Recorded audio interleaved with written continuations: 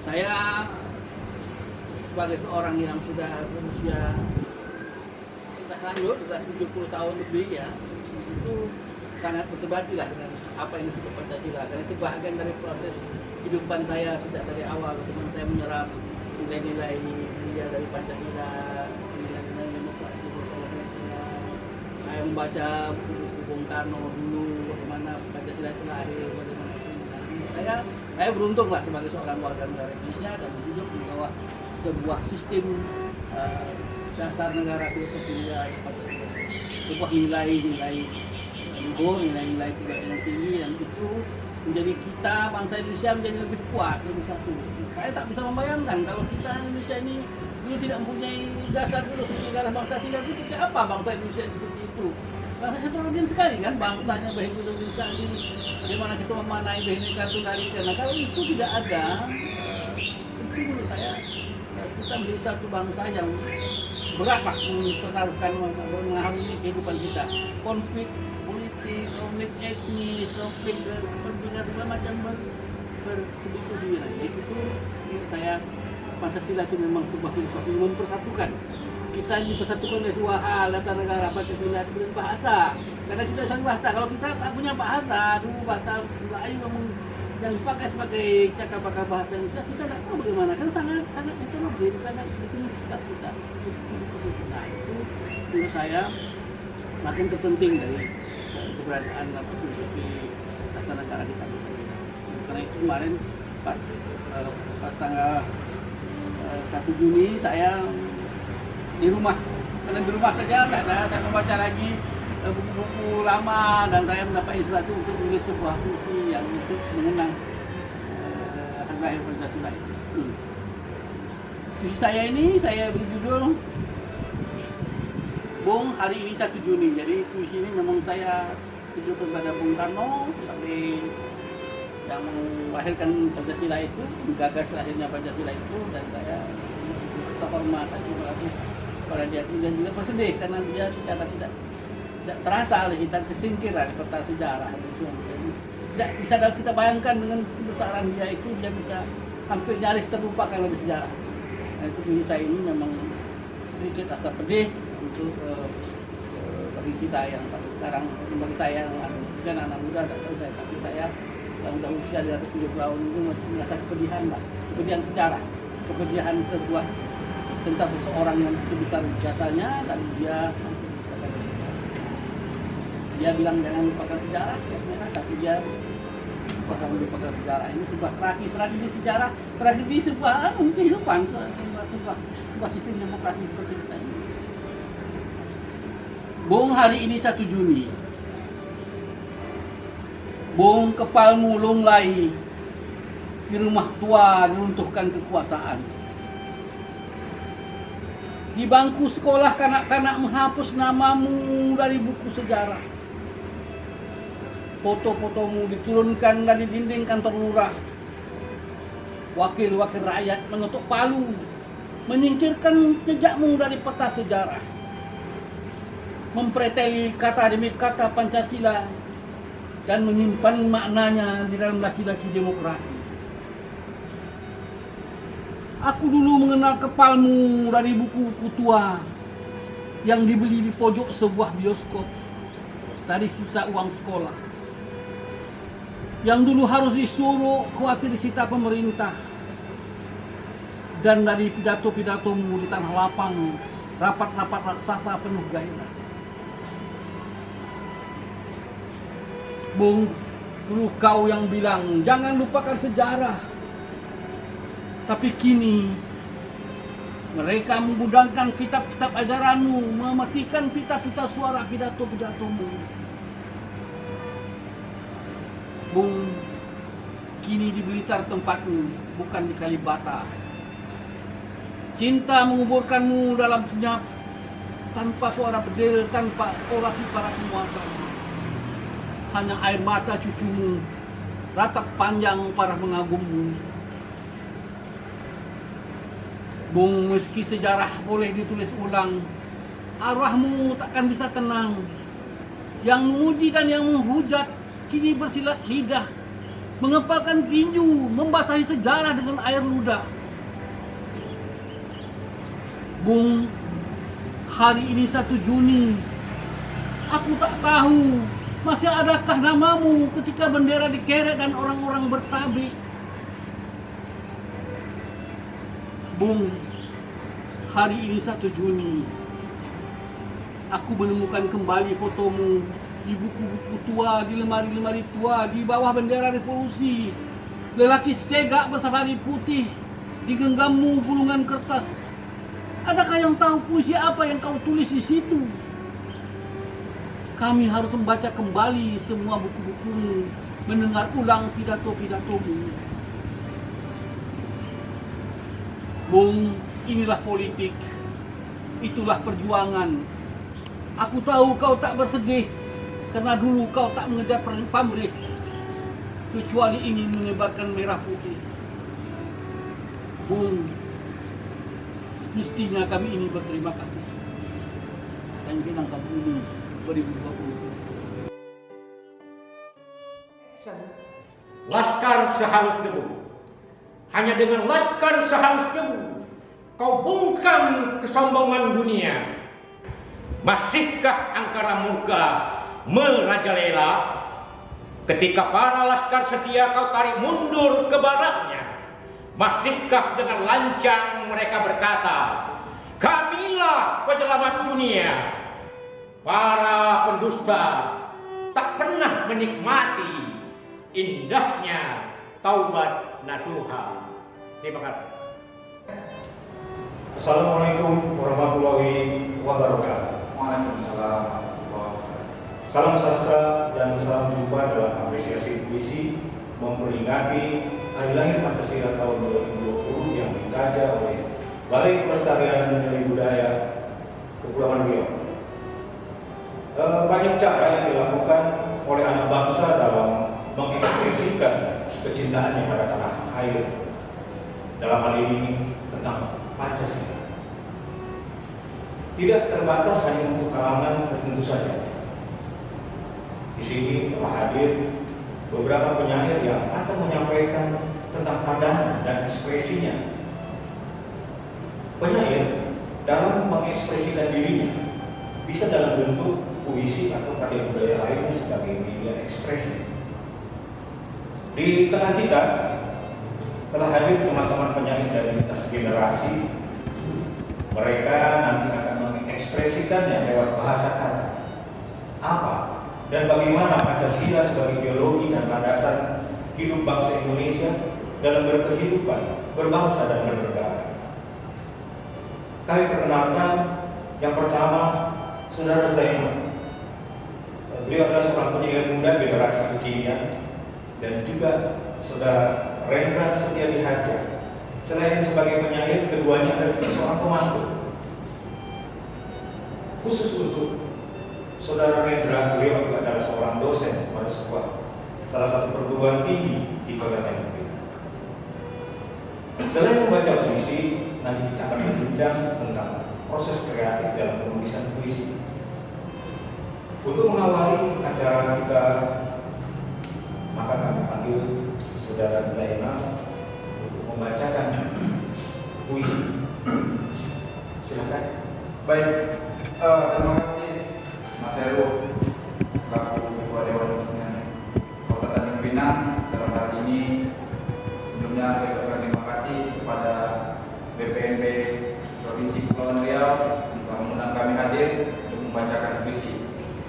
Pada hari ini saya akan membacakan satu buah puisi yang dimana judul puisi ini Pancasila dan Merah Putih adalah sumpah setia. Izin Mas Heru, siap Pak Rendra, silakan. Mungkin lebih enaknya berdiri. Ya, bagus.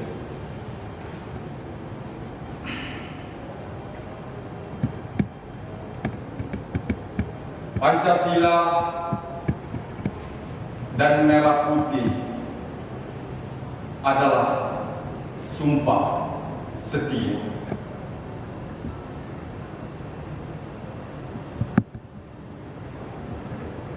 Indonesia tanah air beta pusaka abadi nan jaya, Indonesia sejak dulu kala tetap dipuja-puja bangsa.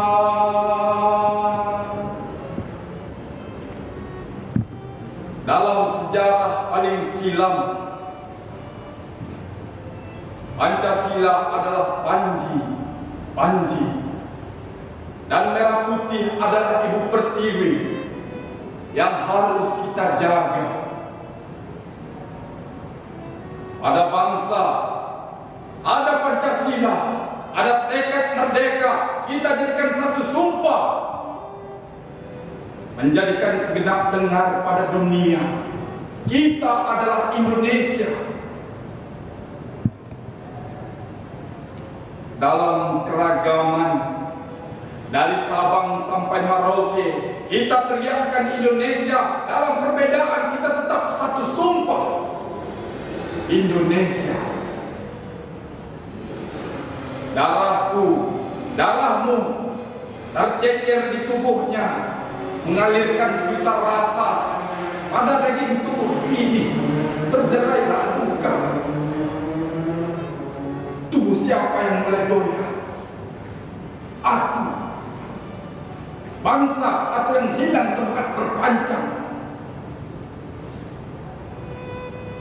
Atas nama bangsa, atas nama bangsa Indonesia, aku berdiri pada puncak merah putih, karena kemerdekaan adalah sebuah harga mati.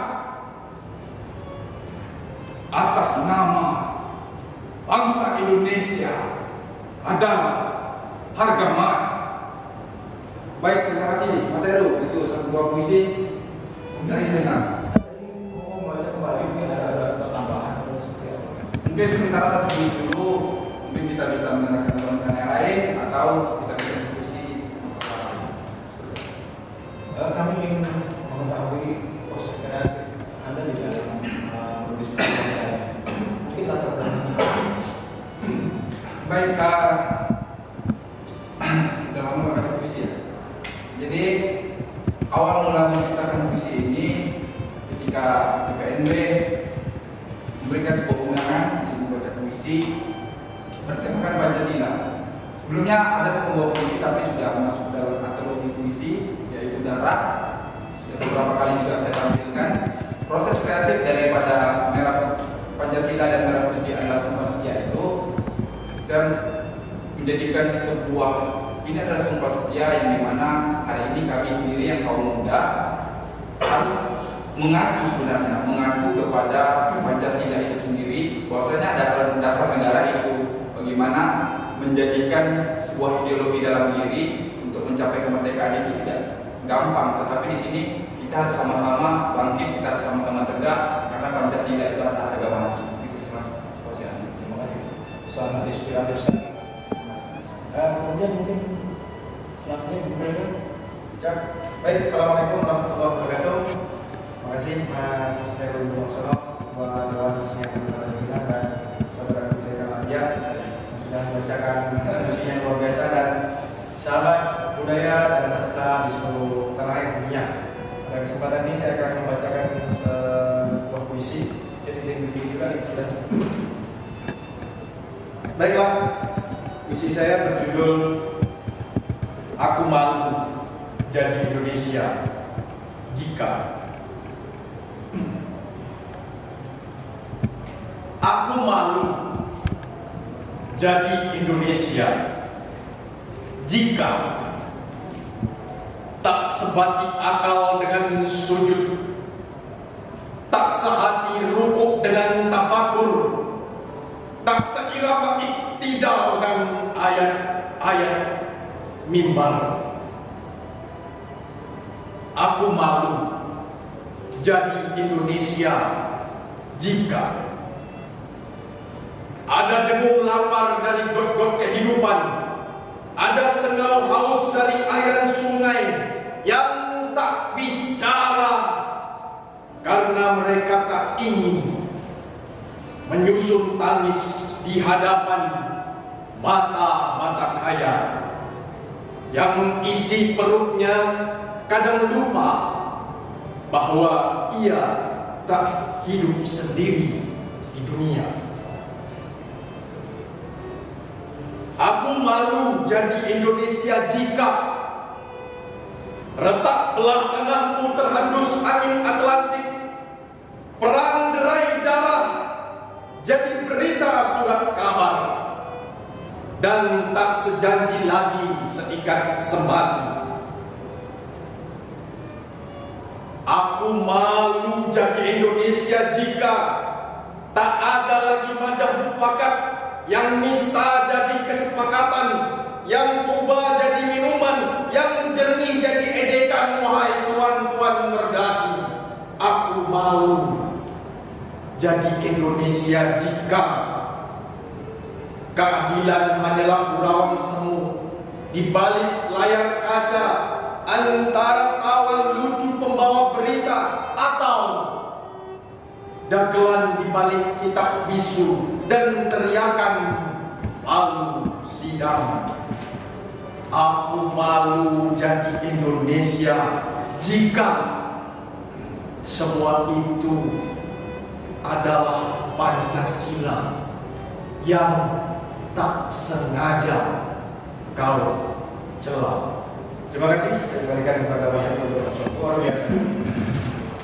Jadi dari pengamatan kami dalam karya yang barusan ini baru sudah membacakan, seperti ini buku ini sebagai lebih sebagai pengamat politik dan juga dosen politik. Jadi kelihatan sekali. Jadi kekuatan puisinya ada di sana. Kemudian bagaimana Bung Hendra di dalam penciptaan karya ini? Baik, Mas Heru, untuk Mas Dono, memang di dalam puisi ini sebenarnya adalah makna yang agak berlawanan. Jadi saya mengangkat bukan sesuatu yang normatif. Jadi kalau judulnya kan aku malu jadi Indonesia. Oh, ini ngeri sekali, provokatif. Aku malu jadi Indonesia, tapi ada kata kecualian, ada eksepsi jika. Nah, kenapa jika? Di beberapa bait puisi ini memang saya terjemahkan dalam makna-makna Pancasila. Pertama, aku malu jadi Indonesia jika kita tidak bertakwa pada Tuhan Yang Maha Esa. Di situ saya terjemahkan kalau kita sholat ibadah itu tidak sebati dengan jiwa kita, artinya kita sudah melanggar sila pertama Pancasila. Nah, itu yang saya gambarkan. Kita malu kalau jadi orang Indonesia, sementara Pancasila mengamanatkan ketuhanan Yang Maha Esa, tapi kita tidak mau melaksanakannya. Nah, aku malu jadi Indonesia jika kita bicara kemanusiaan hati dan beradab, tapi masih ada saudara-saudara kita yang apa, apalagi dalam masa pandemi sekarang ini, ada sebagian kalangan yang kehilangan mata pencarian. Maka ini adalah kritik bagi kita semua dan pemerintah tentunya. Kita berjuang Pancasila, tapi masih ada suara-suara haus, masih ada suara-suara lapar, bahkan ada teriakan PHK seperti itu. Aku malu juga jadi Indonesia jika kita bicara persatuan Indonesia, tapi kita berperang. Nah, itu sila 3 persatuan Indonesia. Kita terus berperang, berpecah belah, maka makna persatuan itu akan hilang dan kita malu bicara Pancasila jika itu masih terjadi. Kita teriak Pancasila tapi itu masih terjadi di luar. Aku malu jadi Indonesia jika ada kata mufakat di sila keempat, tapi mufakat itu konotasinya lebih kepada negatif, kepentingan politik yang kita lebih dengungkan daripada kepentingan rakyat. Nah, terakhir kan aku malu jadi Indonesia jika kita bicara keadilan, tapi mohon maaf, keadilan itu hanya digeser dengan sebuah kata tak sengaja. Dan akhirnya saya menyimpulkan, aku malu jikalau hal-hal yang kita lakukan ternyata adalah nilai-nilai Pancasila, dan secara tak sengaja apa yang kita lakukan tidak seiring dengan Pancasila, berarti secara tak langsung kita mencela Pancasila, dan itu sebenarnya kita malu jadi langsung. Baik, dari dua pembacaan ini terlihat bahwa Pancasila itu adalah memang sebagai sebuah simbol dan juga menjadi sebuah inspirasi buat bangsa kita untuk bagaimana hidup ini, bagaimana kita bernegara, berbangsa, dan juga berkehidupan. Dan memang banyak dalam konteks sila yang 5 itu mencerminkan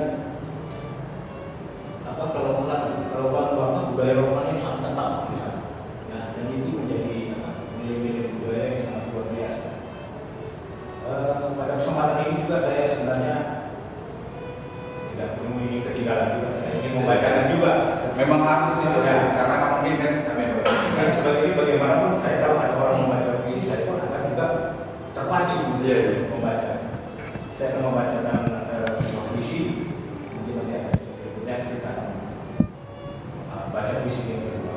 Yang pertama saya akan membacakan sebuah puisi dengan judul Ada Apa Dengan Kita Hari Ini.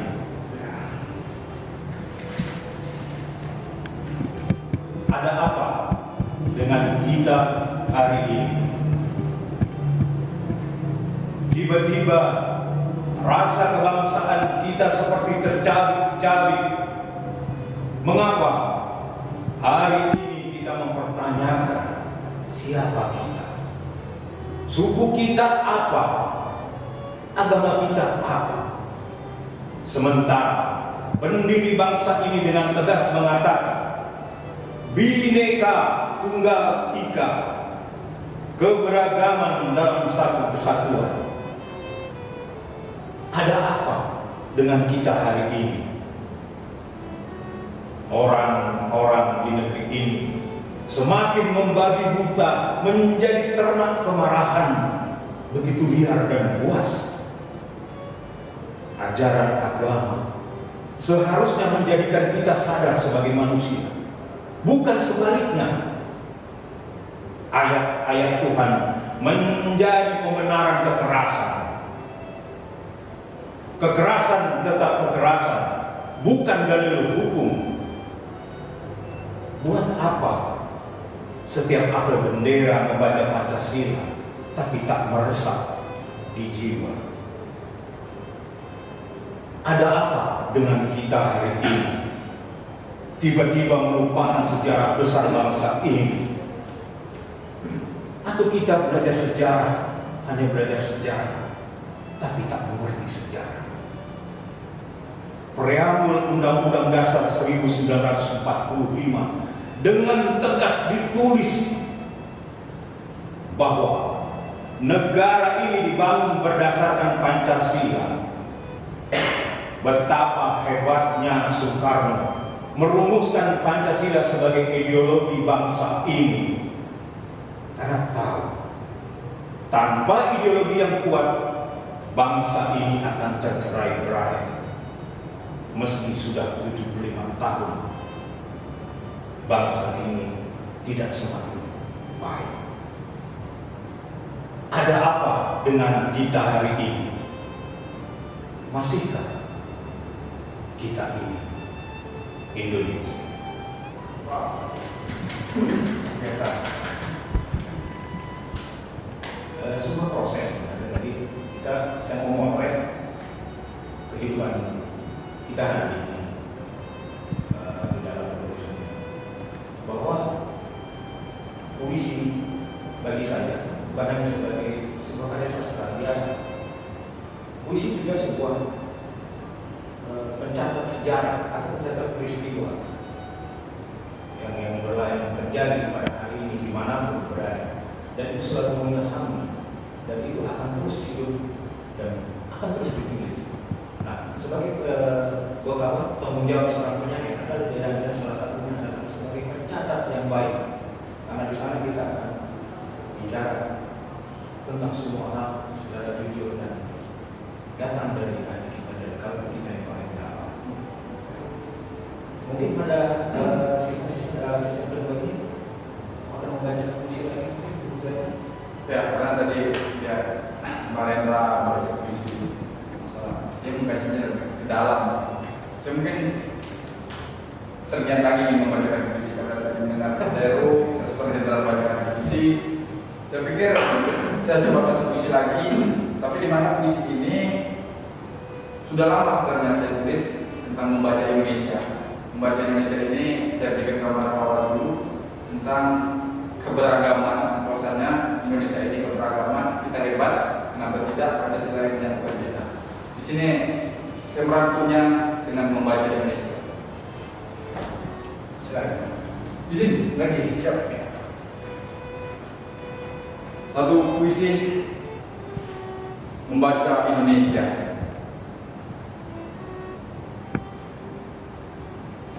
dari tepian kota ini, di pinggir pantai, aku membaca Indonesia dalam sebuah buku. Sesekali aku melihat laut, debur ombak jinak di pinggir pantai. Terasa benar, angin yang sayu menggerogoti tubuh. Di depanku, dua orang lelaki berkulit hitam dan putih bermain di antara riang gelombang. Di tengah laut, seorang lelaki berperahu harapan menunggu sebuah kepastian. Kembali aku menyibak halaman dalam buku. Setiap lembar seperti membawa aku ke zaman silam. Anak-anak menari memakai songket berbaju kebaya dan lelakinya memukul gong. Aku berhenti sejenak, lalu menyusuri kota ini. Di setiap simpang nama jalan bertuliskan Arab Melayu. Dari ujung tanjung sebuah kelenteng mengeluarkan asap gaharu. Sedangkan dari ujung barat, dari sebuah gereja, seorang lelaki baru usai ibadah. Kemudian seorang lelaki berpeci menjemput anaknya usai mengaji. Ya, Indonesia dalam keberagaman. Aku membacanya dalam sebuah buku. Terima kasih. Ya. Nampak jelas dari pemerintahan yang kedua ini gambaran tentang Pancasila tadi, tentang kebinekaan kita. Kelihatan sekali, dan sangat luar biasa. Mungkin ada hal-hal yang pandangan lain sehingga tercipta di puisi ini. Jadi inspirasi dari membangun puisi membaca Indonesia ini sebenarnya saya pikir Kepri khususnya Tanjung Pinang ini sendiri itu adalah Indonesia kecil. Kenapa Indonesia kecil? Karena keberagaman yang ada di Tanjung Pinang ini, suku apa yang tidak ada, semuanya ada di Tanjung Pinang. Apalagi saat ini kita sudah aman budaya itu sendiri, kita tahu struktur dan bentuknya semua paguyuban ada di sana. Tapi hebatnya Tanjung Pinang alhamdulillah damai, tenang, dan semoga sampai ke akhir hayat seperti ini terus. Tanjung Pinang dalam keberagaman, dalam kesamaan tetap atas nama bangsa Indonesia. Amin. Mungkin Pastinya. Baik, sahabat budaya dan sastra sekalian, dan Mas Heru dan Pak Zainal yang saya banggakan luar biasa puisi-puisi beliau-beliau ini. Beliau-beliau ini adalah ibu saya juga sebenarnya. Saya yang paling banyak. Jadi puisi kali ini sebenarnya juga puisi lama, sebagaimana tadi Ibu Zainal membacakan puisi yang cukup lama. Ini juga sudah cukup lama, saya tulis tahun 2013 itu saya tulis waktu masih saya di Yogyakarta, masih mengambil kuliah di Pasca. Lalu ada satu perlombaan tulis puisi yang menang dibukukan, dan mudah puisi ini masuk dalam 99 puisi seluruh penyair Indonesia yang judul bukunya Memanah Mega Makna. Jadi ini puisi tentang Indonesia, izin saya bacakan. Baiklah, puisi ini berjudul Bangun Bung. Hijau pukau gembah ripah loh Jinawi, Sair mantra dukun lama anak negeri ini. Goresan ribuan luka tentara anak-anak pribumi, matinya tak ingin jadi pahlawan, cuma ingin sebuah surga tanah air kita dari nista. Roh-roh gentayangan itu berbisik, esok akan cerah mata Garuda terbang di antara katulistiwa. Tapi terkutukkah negeri ini bercumbu dengan malapetaka, raja yang tak berani matikan tikus buta penyantap harta? Ada apa dengan India? 3,5 abad usia telah jadi tulang belulang. Akankah kini mati negeri di atas singgasananya? Sementara manusia masih bercokol dengan segala harap di antara garis katulistiwa antara Sabang dan Merauke. Kemana mau dikubur? Janganlah Garuda rebah di tanah hitam kelam, masih tebal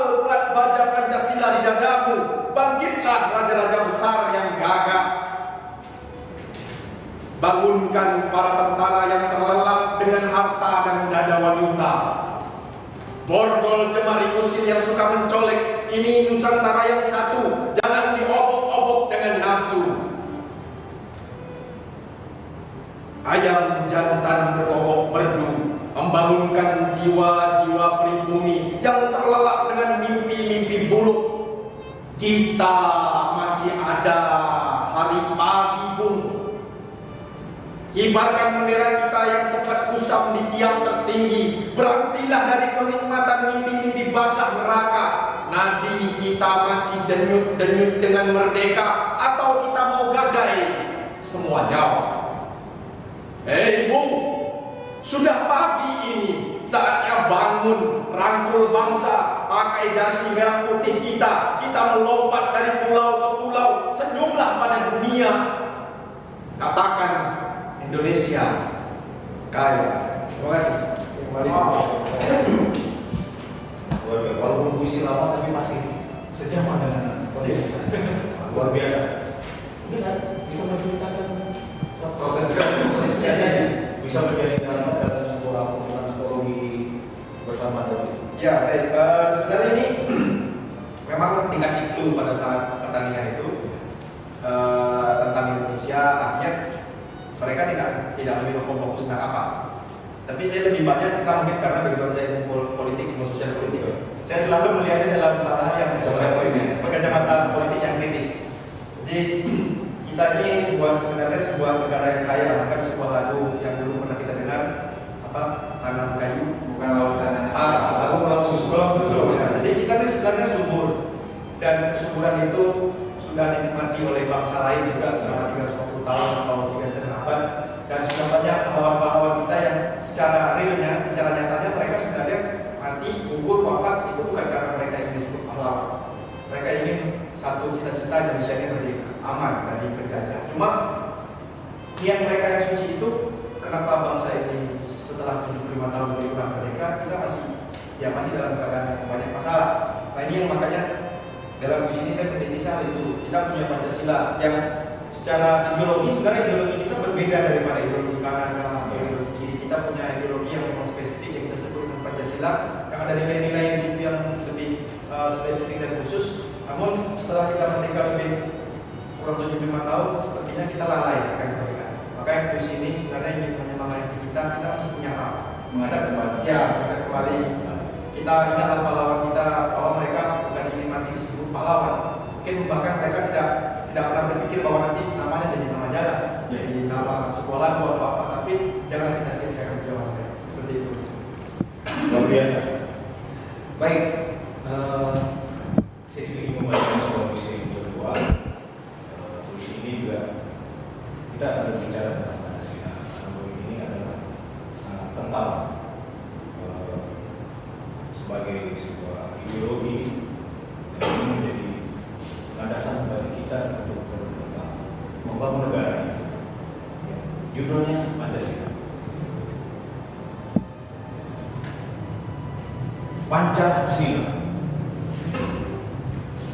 Inilah negeri yang dibangun dengan narasi, rangkaian kalimat yang sakti, simbol-simbol yang melahirkan nasionalisme, imaji yang menjadi. Negeri yang dibangun dengan kearifan dan nilai-nilai akar budaya yang beragam, suku dan agama yang berbeda, bahasa dan adat yang berbeda. Perbedaan adalah indah, warna-warni yang menyatu bagai pelangi dari ujung barat hingga timur, dari Sabang sampai Merauke, dari Miangas sampai Kerote, bagai zamrud katulistiwa. Bineka Tunggal Ika, berbeda-beda tetap satu jua, menjadi sabuk satuan yang mengikat 5 sila, kokoh terpatri di dada Garuda yang memapak Pancasila. Ya, Pancasila. Seperti Soekarno pernah berkata, dasar negara kita telah saya usulkan 5 bilangannya, namanya Pancasila. Saya namakan ini dengan petunjuk seorang teman kita ahli bahasa. Sila artinya asas atau dasar. Dan di atas kelima dasar itulah saya mendirikan negara Indonesia kekal dan abadi. Ya, saya kebetulan sering membaca kumpulan pidato-pidato Bung Karno. Salah satunya saya kutip di sini bahwa di waktu hari kelahiran Pancasila ini disampaikan oleh seorang sebuah pidatonya yang pada hari terakhir itu bahwasanya negara ini dibangun berdasarkan 5 sila.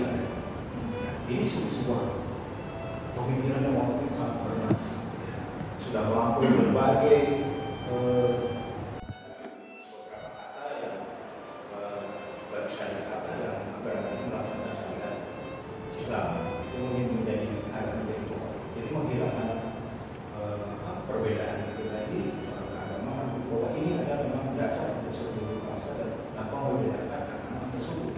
Akhirnya yang kata itu digunakan nama kata itu dan menjadi Pancasila. Dan ini juga menjadi di dalam pembukaan Undang-Undang Dasar 45 juga dinyatakan bahwa sebenarnya Pancasila ini adalah dasar untuk membangun memakmurkan bangsa ini melalui Pancasila. Dengan dari 5 sila tadi inilah yang menjadi sebuah rangkaian yang menjadi satu untuk pembangunan Indonesia ke depan hingga nanti. Jadi ini sangat luar biasa dan ini menjadi ide dalam penulisan puisi yang hadir. Mungkin saya ingin mengatakan ini bagaimana sebenarnya Pancasila itu sendiri bagi kita seorang penyair.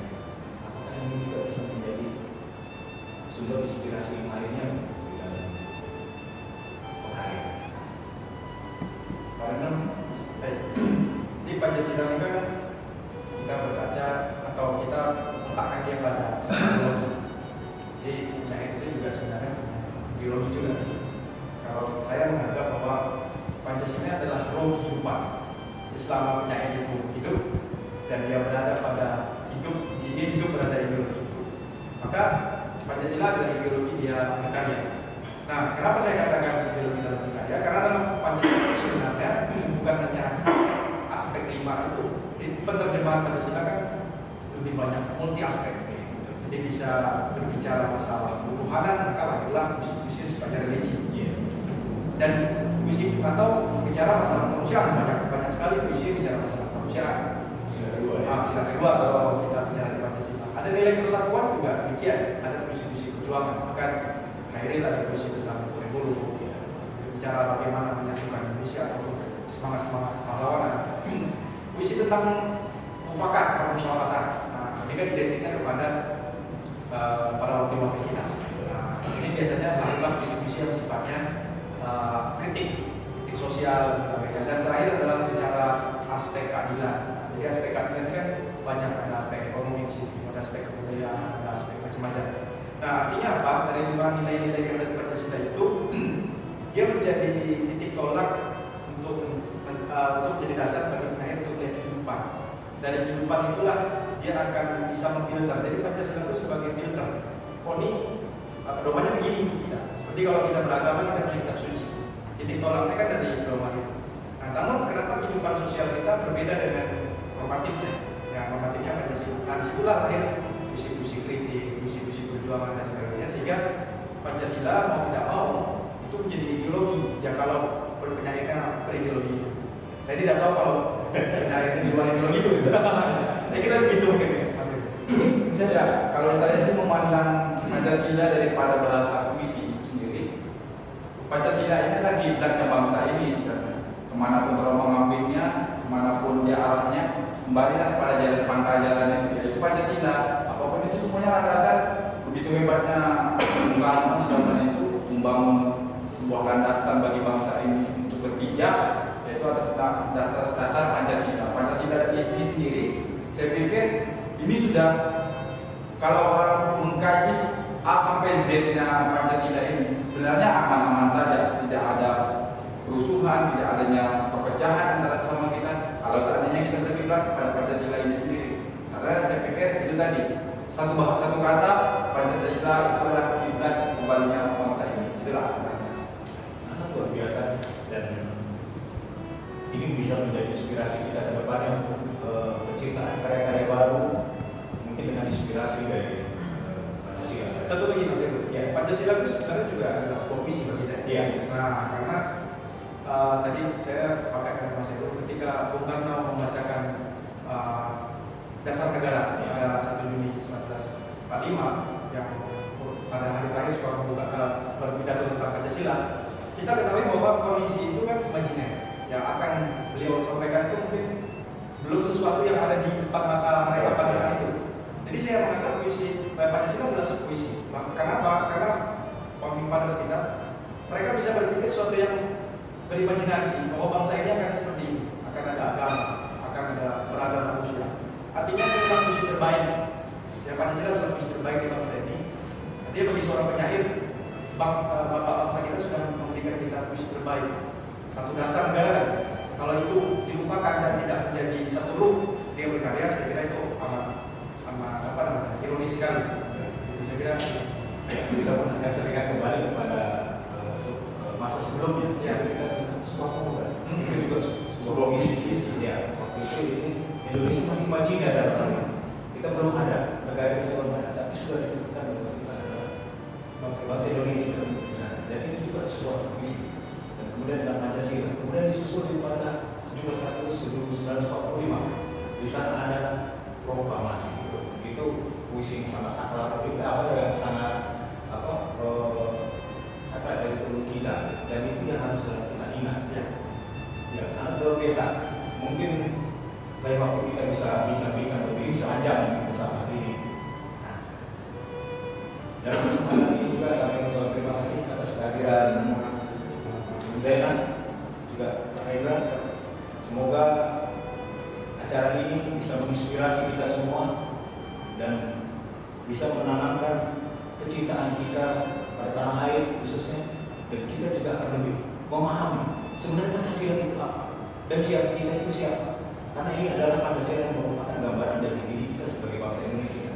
Ini menjadikan modal yang sangat kuat di dalam memupuk atau dan mempertahankan kesatuan dan persatuan kita. Rekan budaya dan juga para pecinta sastra, pertemuan kita ada di sini. Lain waktu kita akan bincang-bincang kembali dengan teman-teman yang lain dari seniman-seniman dan penyair yang lain, dan kita akan berbincang dengan tema-tema yang lain. Semoga apresiasi sastra ini bisa menjadikan kita lebih mengerti dan lebih memahami apa itu sebenarnya Pancasila, ya, dan ini menjadi modal kepada bagaimana kita membangun bangsa ini menjadi lebih baik dan lebih bijaksana dalam menyikapi berbagai persoalan pada bangsa ini. Demikian, wassalamualaikum warahmatullahi wabarakatuh.